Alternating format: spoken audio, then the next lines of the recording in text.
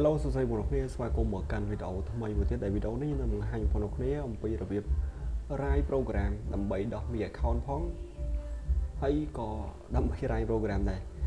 ករណីពីរហ្នឹងគឺដោយសារតែទីមួយទូរស័ព្ទយើងជាទូរស័ព្ទ Xiaomi ប្រភេទ Qualcomm ហើយវាជាប់មាន account ហើយយើងត្រូវការ write វាទៀតមូលហេតុដែល write គឺចង់write វាទៅ version ចិនទៅ global អីចឹងណាអញ្ចឹងបងប្អូនអាចធ្វើតាមក្បួននេះក៏បានគឺព្រួញ2បាញ់បាត់សិត1ព្រួញ1បាត់សិត2អូខេតោះរបៀបធ្វើវាគឺទី1យើងឆែក model ដូចរដងអញ្ចឹងកាលណាវាចូលមាន account អញ្ចឹងយើងអត់ដឹងថា model វា model អីទេ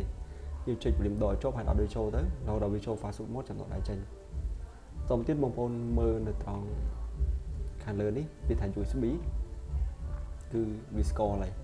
ដល់ពេលវា score អញ្ចឹងបងប្អូនចុចពាក្យអូខេចុចពាក្យ fast boot ហើយយក color គេ generate quick info ពេលនេះវានឹងបង្ហាញព័ត៌មានតទៅនឹង fast boot ឬក៏ទូរស័ព្ទដែលយើងកំពុងដោតចូលហ្នឹងថាជា model អីគេហើយ boot order វា unlock boot order ហើយនៅហើយកន្លែងប្រដាប់នេះគឺសំខាន់ជាងគេគឺជាលេខ model មិនមែនជា model គឺជាលេខ model ដែលគេដាក់ថា star អញ្ចឹងបងប្អូនយកពាក្យ star ហ្នឹងមក search នៅក្នុងខ្លង search មកបងប្អូនឃើញកន្លែងបងប្អូនហ្នឹងជា model អីវាយពាក្យហ្នឹងមកបើសិនជាមានថា model ហ្នឹងគឺ unlock tool យើង support ឬក៏យើងហៅថាអាចធ្វើបានអញ្ចឹងបងប្អូនដូចខ្ញុំមិនសូវឃើញមានអញ្ចឹងបន្តមកទៀតគឺយើងត្រូវការបញ្ជាទូរស័ព្ទពី fast boot ទៅ EDL ឬក៏បងប្អូនចាក់ touch point ក៏បានដែរបន្ទាប់ពីចាក់ score បែបនេះយើងត្រូវការ firmware នេះគឺជា firmware ដែលខ្ញុំបានផាចហើយមានន័យថាជា firmware មិនថាវាជា version China ដែលអត់ទាន់ unlock model ទេក៏យើងអាចរាយបានដែរបន្ទាប់ពីរាយទៅគឺទូរស័ព្ទនឹងដំណើរការមកជា program global ហើយអត់មានបញ្ហាទាមទារឲ្យ unlock model ទេបន្ទាប់ពីខ្ញុំ copy ទីតាំងឬក៏យើងចុច browser ទៅរកទីតាំងនោះក៏បានដែរហើយផាសទីតាំងដែលខ្ញុំបាន copy នោះមកមានថា file បងប្អូនទុកណាបងប្អូនទៅរកហ្នឹងកន្លែងហ្នឹងតោះបើទាញ file ឲ្យចូលក្នុង tool ហើយបងប្អូនចុចគ្រីស3នេះ reset មាន account error help និង disable មាន account 3ហ្នឹងតែ3ហ្នឹងទេ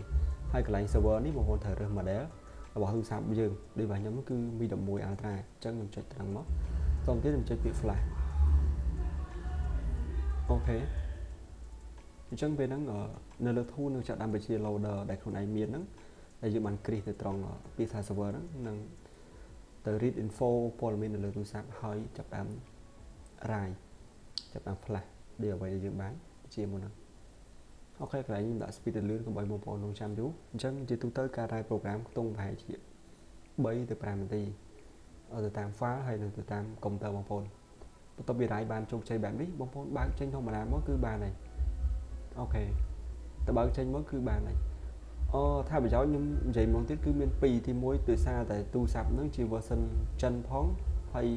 វាជាប់មាន account ផងអញ្ចឹងយើងអាចរាយតាមក្បួនហ្នឹងបាន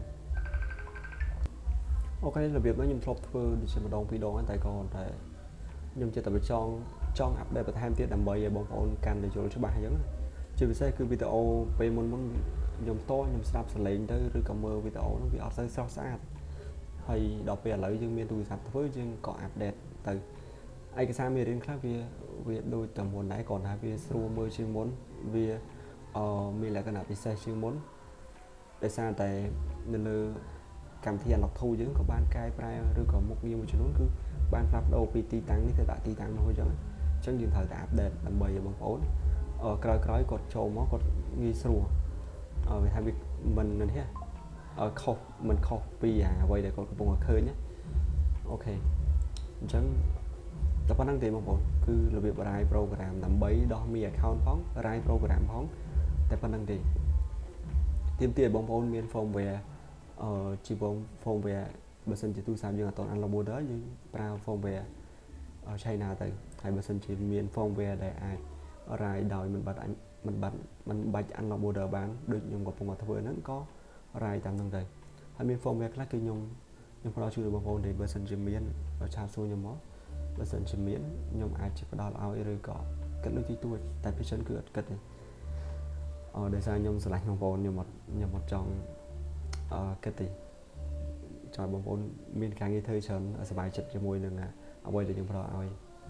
អូខេវីដេអូមានតែប៉ុណ្្នឹងទេហើយសង្ឃឹមថាបងប្អូនមើលទៅយល់ហើយនឹងធ្វើបានអរគ្នា